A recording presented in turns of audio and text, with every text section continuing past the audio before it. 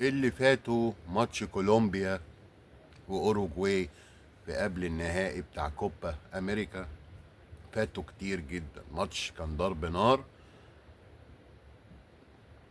اولا كولومبيا جابت جون وحافظت عليه وفازت على الاوروجواي القوية، وكان الاستاد كله مليان ناس من كولومبيا وبيشجعوا بحرارة جدا، وما سكتوش طول الماتش وبيشجعوا بطريقة جنونية. وهو في امريكا بيتلعب الماتش، والجاليات اللاتينية والكولومبية والمكسيكانية مليانة في امريكا، فكان الاستاد متقفل ومتشمع كله ناس من كولومبيا. وكان الماتش جامد جدا. الاوروجواي حاولت كتير قوي انها تتعادل. عندهم لعيب جامد جدا اسمه داروين بيريز.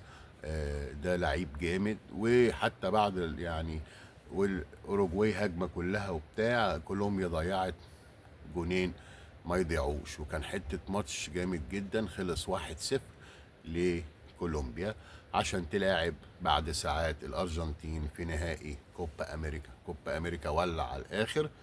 وكمان في الماتش ده بعد الماتش لعيبة الأوروجواي وسواريز بتاع العضة، المشهور بالعضة والمشهور بمسكته الكورة في أيام كأس العالم 2010، أيام غانا وبتاع، اللي هو المهاجم المعروف بتاعهم. سواريز وداروين بيريز دول طلعوا واتخانقوا مع المشجعين الكولومبيين، وحصلت عركة وخناقة جامدة جدا مع المشجعين، وكانت يعني ماتش ضرب نار في الكورة. وبعد الماتش كان حتة ماتش جبار. كولومبيا عرفت تحافظ على الجون، واوروجواي كانت يعني بتحاول بس ما عرفتش تتعادل، واتغلبت 1-0.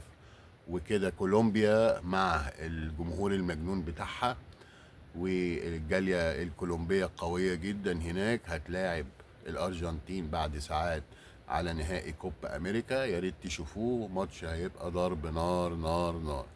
أعزائي المشاهدين، الكورة دايما مجنونة. في الماتش بعد الماتش اللي فاتوا ماتش أوروجواي وكولومبيا فاتوا كتير. كل سنة وانتم طيبين. شكرا لحسن المتابعة. ميرسي.